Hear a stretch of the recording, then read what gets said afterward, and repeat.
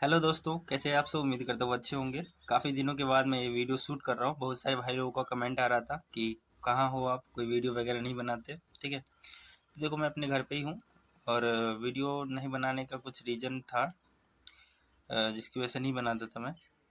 और कई सारे लोगों का कमेंट ये भी आ रहा था कि टेक्नीशियन का एग्ज़ाम, एएलपी का एग्ज़ाम जो है कि टाइम से हो पाएगा कि नहीं। तो देखो सर, जो बोर्ड ने कहा है अभी तो फ़िलहाल टाइम से ही सब कुछ हो रहा है, तो हो जाना चाहिए। मुझे लगता है कि टाइम से जून में संभव ना हो, लेकिन जुलाई में एएलपी का एग्ज़ाम स्टार्ट हो जाना चाहिए।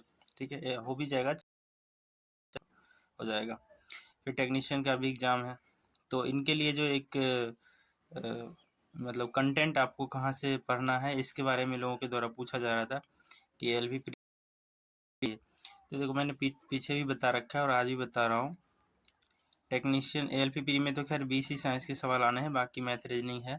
और जो एएलपी प्री है और टेक्नीशियन है वो सेम है, थोड़ा सा सवाल का पैटर्न अलग अलग है आपको। ठीक है, और कंटेंट आपको सेम फॉलो करना है। जैसे एएलपी सीबीटी 1 में है वैसे ही सेम टेक्नीशियन का है। ठीक है, टेक्नीशियन में एक ही एग्ज़ाम है, आपको पता ही है।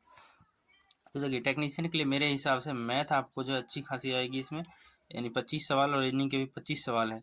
तो आप सबसे पहले क्या करिए कि किसी भी शिक्षक से जो आपको जिससे आपको समझ में आती है, आप उनसे यूट्यूब पे उनका फ्री कोर्स देख लीजिए। जैसे कि साहिल सर हैं, जो इससे पहले ये अपने चैनल से पहले जहाँ पढ़ाते थे उन पे वहाँ पे इनका जो है पूरा कोर्स फ्री में उपलब्ध है।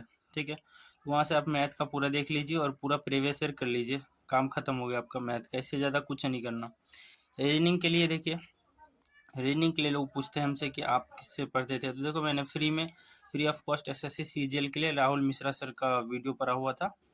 मैंने उसको पूरा कवर किया था, मेरा रीजनिंग वहीं से हो गया। कुछ कुछ टॉपिक बचे हुए हैं तो इधर उधर से कहीं से भी देख लो, हो जाएगा। ठीक है, जो टॉपिक नहीं जानते हो यूट्यूब पे सर्च मारो, जिसका समझ में आता देख लो, खत्म कहानी। और प्रीवियस ईयर लगा लो। मैथ रीजनिंग के लिए सफिशियंट है, इससे ज़्यादा कुछ करने की ज़रूरत नहीं है, इतना कंटेंट बहुत है। ठीक है, क्योंकि बहुत सारे हैं, इतने इतने करने में आपको बहुत टाइम लगेंगे और तैयारी भी अच्छी खासी हो जाएगी।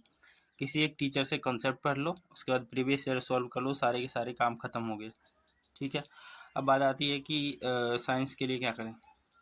ये देखो साइंस के लिए स्पष्ट सिलेबस जो आपका डिफाइन हुआ है रेलवे बोर्ड के द्वारा, उसमें स्पष्ट दिया हुआ है कि आपको 10th स्टैंडर्ड लेवल की साइंस पूछी जाएगी। एलपी सीबीटी 1 में और टेक्नीशियन में भी फ़र्क इतना है कि सीबीटी 1 में 40 सवाल है और टेक्नीशियन सॉरी सीबीटी 1 एएलपी में 20 सवाल है और टेक्नीशियन में 40 सवाल हैं। ठीक है, तो 40 सवाल है तो उसमें जो है आपको 5 सवाल के करीब मान सकते हो कि 4 सवाल आपको फिगर वाले भी रहेंगे, 4-5 न्यूमेरिकल्स रहेंगे, बाकी 30 सवाल आपको नॉर्मल इस टाइप के बनाने वाले रहेंगे। ठीक है, तो इस तरह से जो है सवाल का पैटर्न रह सकता है, ऐसा उम्मीद जताया जा रहा है, क्योंकि ग्रुप डी में भी फिगर वाले क्वेश्चन पूछे गए थे। ठीक है, तो इसके लिए आप जो है मुख्य रूप से अगर 9वीं 10वीं आपको पढ़ना चाहिए।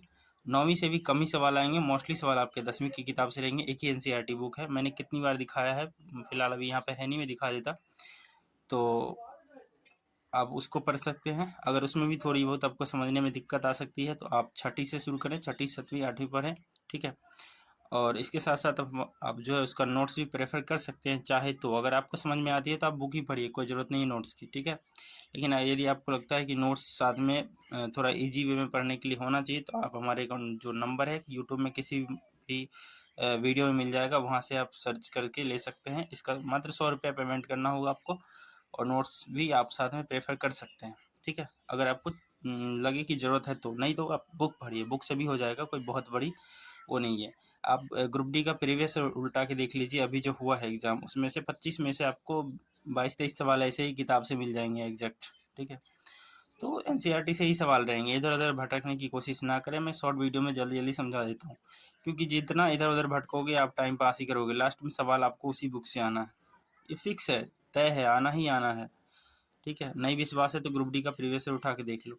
तो मैंने मैथ और रीजनिंग पे पीछे बात कर ली है। साइंस के लिए मैं यही कहूँगा कि यदि आप 9-10 समझ में आता है, आपको अच्छे से चीज़ों को समझ पाते हैं तो उसको करिए, या फिर उसको आप साथ में एक नोट्स प्रेफर कर सकते हैं जो मैंने हाथ से लिखा था, खुद का है। ठीक है, और आप जो प्रीवियस ईयर है 2018 वाला नहीं भी बनाएंगे तो भी चलेगा, लेकिन 2000 अभी जो 22 में जो एग्ज़ाम हुआ है 99 सेट का, करीबन मोटा मोटी 2400-2500 के करीबन सवाल है। इस 2500 सवाल को ज़रूर सॉल्व करें प्रीवियस ईयर। ठीक है, 2500 सवाल को सॉल्व करिए और आप कॉन्सेप्ट 9वीं 10वीं का पढ़ लीजिए, मॉक टेस्ट ज्वाइन करिए। साइंस के लिए आपका काम खत्म हो गया, इससे ज़्यादा कुछ भी करने की ज़रूरत नहीं है।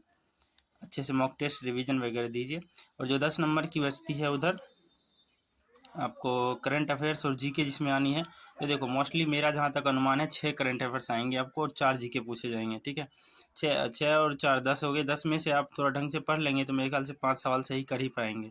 और ज़्यादा से ज़्यादा मॉक टेस्ट लगाइए और लास्टली रिवीजन करिए। लक अच्छा होगा तो नौकरी हो ही जाएगा, ठीक है, क्योंकि थोड़ा बहुत लक भी फैक्टर करता है। मैं इस चीज़ को मान के चलता हूँ, मेरे साथ हुआ है, इसलिए बहुत सारे लोग कहते हैं कि लक नहीं करता, लेकिन कभी कभी मुझे लगता है कि करता है।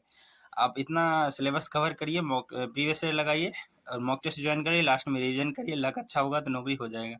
इससे ज़्यादा कुछ करने की मुझे नहीं लगता ज़रूरत है। LPCBT1 के लिए और टेक्नीशियन के लिए तो पूरा ही बता दिया, इससे ज़्यादा कुछ करने की ज़रूरत नहीं है, इतने में ही सिलेक्शन पक्का है।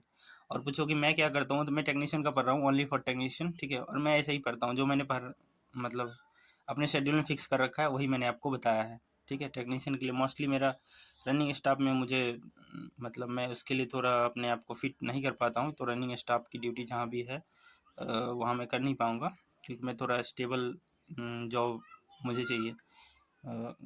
क्योंकि मेरा पर्सनल थिंकिंग ये है, मैं दिन भर कहीं रहूँ, है ना, लेकिन शाम को मुझे अपना रूम चाहिए रहने के लिए। तो इसलिए मैं ALP को स्किप करके सिर्फ टेक्नीशियन पढ़ रहा हूँ फ़िलहाल। बाद बाकी आगे का देखेंगे क्या होगा नहीं होगा, ठीक है। तो फिलहाल इस वीडियो में इतना ही। और फिर भी आपके कोई डाउट्स कमेंट्स रह गए हों तो आप हमें कमेंट करके बता सकते हैं, मैं आपको जवाब देने की कोशिश करूँगा। धन्यवाद।